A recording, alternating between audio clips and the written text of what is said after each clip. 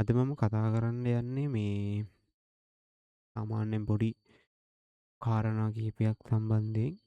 ඊට කලින් කියන්න දෙයක් තියෙනවා. ඒක තමයි වීඩියෝස් මේ ටිකේ මම දිගටම අරන් ආවේ නැහැ. මට වීඩියෝ එකක් කරන්න මේ දවස්වල වෙලාවක් නැහැ. සම්පූර්ණයෙන් වැඩවලට හිර වෙලා තියෙනවා.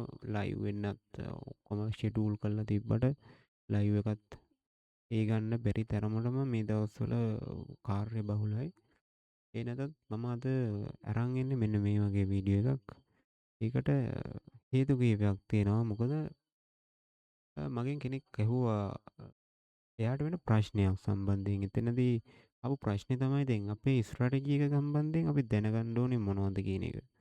අපි ස්ට්‍රැටජි එකක් ගත්තාම මම දැනට කතා කරන්නේ නෝමල් ක්‍රමයට. මම මේක මීට පස්සේ විස්තරාත්මකව ඔයාට වීඩියෝ එකක් අරන් එනවා. එතකොට ඒකත් එක්ක ඔයාට ඉන්න පුළුවන්. මම මේ මොකක්ද කියන්න යන්නේ කියන එක සම්බන්ධයෙන් අවබෝධයක් ලබා ගැනීමට. එතකොට අපි ස්ට්‍රැටජියක් කියලා කියන්නේ මොකක්ද මුලින්ම? අපි ස්ට්‍රැටජියක් කියලා කියන්නේ මොකක්ද? යම් කිසි දෙයක ස්ට්‍රැටජිකලි ප්ලෑන් එකක් කියලා අපි හැම වෙලාවෙම කතා කරනවා. ඒ කියන්නේ අපි වගාවක් කරත් අපි වෙන යම් හෝ බිස්නස් එකකට ගියත් ඒ බිස්නස් එක ඩෙවලොප් කරන්න මොකක්ද ඔයාගේ ස්ට්‍රැටජිකලි ප්ලෑන් එක කියන එක අපිට තියෙනවනේ. අපි ගොඩක් සරලම විදිහට මේක ගත්තොත් විස්තරාත්මකව මොකෝ වීඩියෝ එකක් ගේන නිසා මට වීඩියෝ එකක් දාන්න බැරි වෙච්ච එකත් එක්ක තමයි මම මේක අරන් එන්නේ. එතකොට සරලවම ස්ට්‍රැටජියක් සහ ස්ට්‍රැටජිකලි ප්ලෑන් එකක් කියලා කියන්නේ අපේ යම්කිසි විෂන් එකක් තියෙනවා. මෙන්න මේ තැනට මම යන්න ඕන. මම මේ වගේ දෙයක් කරන්න ඕනේ. මම මේ වගේ දේවල් ගොඩනගා ගන්න ඕන. ඒ ගොඩනගා ගන්න දේ තුල තමා මට හැම වෙලේම මේ ජීවිතයේ තියෙන දේවල් ඇචීව් කරගන්න පුළුවන්. මම කැමති දේවල්, මම කරන්න ආස දේවල් සහ මට අවශ්‍ය කරන දේවල් ලබා ගන්න සහ මට උවමනා කරන යම්කිසි කාරණාවක් ඉටු කර ගැනීමට තමයි අපි මේ විදිහේ විෂන් එකක් තියාගෙන ඒ විෂන් එකට යන්න ඕනේ මාර්ගය මොන වගේද? එතනදී අපි මොනවද ගන්න ඕනි තීරණ? අපි කොතනදීද අඩියක් පිටිපස්සට ගන්නෙ? අපි කොතනදීද මේක වේගවත් කරන්නේ? අපි කොතනද ස්ලෝ වෙන්නේ? මෙන්න මේ වගේ දේවල් සිද්ධ කරන්න තමයි අපි මේ ස්ට්‍රැටජිකලි ප්ලෑන් එකක් කියන එක තියෙන්නේ. එතකොට මේකදී සාමාන්‍යයෙන් වීක්ලි අපි ට්‍රේඩ් කරද්දී සාමාන්‍යයෙන් අපි ඩේ බයි ඩේ ට්‍රේඩ් කරනවා. ඊට පස්සේ වීක්ලි ට්‍රේඩ් කරනවා. ඩේ ට්‍රේඩින්, ස්විං ට්‍රේඩින්, ස්කැල්පින් මේ වගේ ක්‍රමවේද මත අපි ට්‍රේඩ් කරනවා. ඒකට මෙතනදී අපිට තියෙන්න ඕනි මුලින්ම මොකක්ද කියලා ගත්තොත් ප්ලෑන් එකක් ස්ට්‍රැටජියක් කියන දෙකම අපිට වැදගත්. එතකොට ප්ලෑන් එකක් තියෙන්න ඕනේ. ඒ මත බිල්ඩ් අප් කරපු ස්ට්‍රැටජියක් තියෙන්න ඕනේ. ඒතකොට ස්ට්‍රැටජිකලි ප්ලෑන් එකක් කියන්නේ එන්න ඒ වගේ දෙයක්. මුලින්ම ගත්තොත් ප්ලෑන් එක. මොකද්ද සැලැස්ම. අපේ ගාව තියෙනවා අපි හිතමු දැන් මේ තියෙන්නේ ගෝල්ඩ් මාකට් එක මේ මොහොත තමයි මේ තියෙන්නේ. සාමාන්‍යයෙන් මාකට් එක අපි දන්නවා මාකට් එකේ යම්කිසි මූවමන්ට් එකක් අරගෙන යන ක්‍රමවේදයක් තියෙනවා. ඕඩර් ෆ්ලෝ එකට ඕඩර් ෆ්ලෝ එක අරගෙන යනවා මාකට් එක. ලික්විඩිටි බිල්ඩ් අප් කරනවා. ලික්විඩිටි හිට් කරනවා. ලික්විඩිටි ග්‍රැබ් කරනවා. ඔයාලකට ස්ටොප් ලොස් හන්ටින් කියලාත් කියනවා. එතකොට මේ වගේ දේවල් ගොඩාක් සිද්ධ වෙනවා. ඒ වගේම අපි නිකන් මාකට් එක බලපුවාම සහ අපි මාකට් එකේ දේවල් කතා කරද්දී අපි කතා කරනවා මෙන්න මේ විදිහට මාකට් එක බයි එකකට ගෙනියනවා සෙල් එකකට ලෝ අරගෙන අරන් යනවා. ඒතර මේ ඔක්කොම ගත්තාම මාකට් එකේ සිද්ධ වෙන දේවල්. නමුත් මේවා විවිධාකාර ස්වරූපයෙන් තමයි සිද්ධ වෙන්නේ හැම වෙලෙම. ඒතකොට හයි ලෝස් හය හයිස් හය ලෝස් කියනවා වෙනස් වෙනවා. අපි ඇහෙන් දකින හය හයිස් ලෝස් වලට අමතරව මාකට් එකේ ඊට වඩා කුඩා හය හයිස් සහ හය ලෝස් තියෙනවා. ඒතකොට ඒවත් එක්ක මාකට් එකේ මූවමන්ට් චේන්ජ් වීමක් සිද්ධ වෙනවා. ඒ වගේ දේවල් වෙද්දී අපිට මාකට් එකේ මේ පැටර්න්ස් නැත්තම් අපි මේ හිතන් ඉන්න 6 6 6 ලෝස් කියන මේ මූලික තියරිය මාකට් එකේ විවිධාකාර ස්වරූපයෙන් වෙන නිසා අපිට මේක අඳුරගන්න අමාරු වෙනවා. නමුත් අපි යම් කිසි දෙයක් ස්ටඩි කරනවා. මොකක් හරි කන්සෙප්ට් එකක් ස්ටඩි කරලා ඒ මත නිර්මාණය කරගන්න ස්ට්‍රැටජියක්. ඔන්න දැන් අපි මෙන්න මේ ප්ලෑන් එකට එද්දී අපි බලනවා අපි ඉගෙනගත්තු දේත් එක්ක අපි හිතමු වීක්ලි ප්ලෑන් එකක් තියෙන කෙනෙක්. අ, මගේ වීක්ලි කොහෙද මාකට් එක තියෙන්නේ?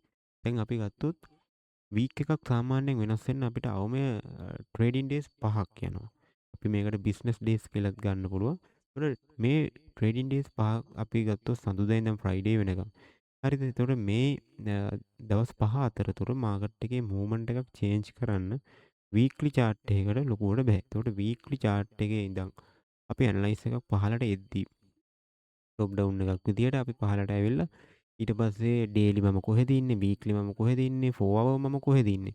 මෙන්න මේ ටික බලලා අපි වීක්ලි ප්ලෑන් එකක් තියෙනවා. මේක මේ වීක් එකේ මේ වගේ ප්‍රයිස් එකකට රීච් කරන්න පුළුවන්.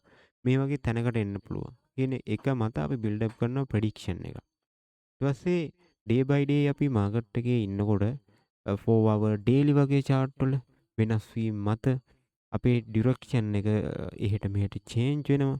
එතකොට market pull back, market correction, sideways මේ වගේ දේවල් මාකට් එකේ සෑහෙන නිර්මාණය වෙනවා.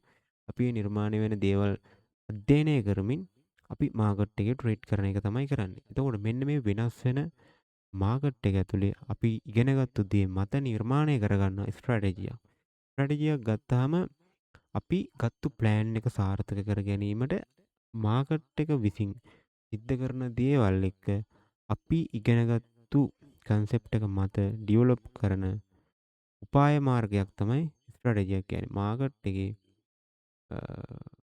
ප්‍රොෆිට් එකක් ලබා ගැනීමට අපි පාවිච්චි කරන උපාය මාර්ග වගේ තේරුමක් තමයි තියෙන ස්ට්‍රැටජි එකක් කියන එකේ. කොහොමද මේකේ මුදල් උපයන්නේ? ඒකට අපි පාවිච්චි කරන ස්ට්‍රැටජි එක මොකක්ද?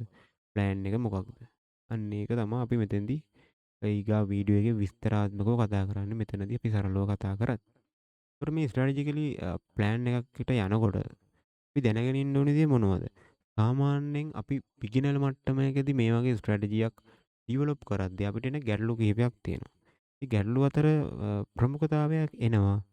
මේ ස්ට්‍රැටජිය හරිද? මේ ස්ට්‍රැටජිය විනින් රේට් එක කොච්චරක්ද? මේ ස්ට්‍රැටජිය මාකට් එකේ වැඩ කරනවද? රියල් වර්ල්ඩ් එකේ මේක රිලයබිලිටි එක කොහොමද? මේ වගේ ප්‍රශ්න එනවනේ. ඒතකොට මේ හැම එකක්ම අපිට පුළුවන් එක්ස්පීරියන්ස් එකත් එක්ක මාකට් එකේ ඇඩ් කරලා මේක ඇත්තටම රියල් වර්ල්ඩ් එකේ සක්සස්ද කියන එක තේරුම් ගන්න. මොකද අපි මේක බෑක් ටෙස්ට් කරාට එන රිසල්ට් එක රියල් වර්ල්ඩ් එකේ එන්නේ නැහැ.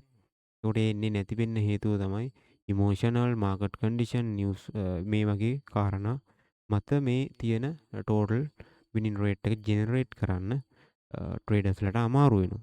නමුත් අපි මේක කාලානුරූපීව අධ්‍යයනය කරලා මේ එන එක්ස්පීරියන්ස් එක මත යම්කිසි ප්ලස් පොයින්ට් එකකට අපේ ස්ට්‍රැටජිය ඩෙවලොප් කරගන්න පුළුවන්. ඒකට මෙතෙන්දී මාකට් එකේ මේ ස්ට්‍රැටජි වැඩ කරන්නේ කොහොමද? ඒකේ විනින් රේට් එක කොහොමද? මාකට් එකේ තියෙන ඩිෆරන්ස් සිටුේෂන් එකත් එක්ක කොයි තැන්වලදීද අපි මාකට් එකේ අයින් වෙන්නේ? මොතනදීද මම අඩිය පස්සර ගන්න ඕනේ? උදාහරණයක් විදිහට ගත්තොත් මාකට් එකේ ස්වැප් එකක් වෙන්න වෙනවා නම් ඒ ස්වැප් එක කලින් වෙනවා කියලා අපිට අඳුර ගන්න පුළුවන් අවස්ථා තියෙනවා. ඒ අවස්ථාව මොන වගේද? එතකොට අපේ ස්ට්‍රැටජියට මාකට් එකේ එන්ට්‍රි තිබ්බ අපිට එක්සිට් වෙන්න වෙනවා. ඒතර ස්ට්‍රැටජිය ෆේල් වෙන්නේ මොන වගේ අවස්ථාවලදීද? මෙන්න මේ වගේ තියෙන දේවල් අවබෝධ කරගෙන ඉන්නවනම් අපිට මාකට් එකේ මේ සාර්ථක ට්‍රේඩ් මැනේජ්මන්ට් එකත් එක්ක මාකට් එකේ සක්සස් වෙන්න පුළුවන්. ඒ ටික අපි එකතු කරගනිද්දි මම අර කලින් කියපු දේවල් ටික දැනගෙන ඉන්න ඕන. ඉතින් මේක වෙලා පොඩි හඳුන්වා දීමක් මගේ ඊළඟ වීඩියෝ එකට යන්න කලින් ඒවලට අනිවාර්යෙන්ම හම්බ වෙනවා. අපි ස්ට්‍රැටජි ගැන මොනවද දත යුත්තේ කියන මාතෘකාව යටතේ වීඩියෝ එකක්. ඉතින් ඒකත් එක්ක එකතු වෙලා ඉන්න. ඒක තව දවස් කිහිපයකින් ඔයාලට බලා ගන්න පුළුවන්. ගොඩක් හොඳ ක්වොලිටි එකකින් YouTube එකේ. එන හැමෝටම ජය වේවා.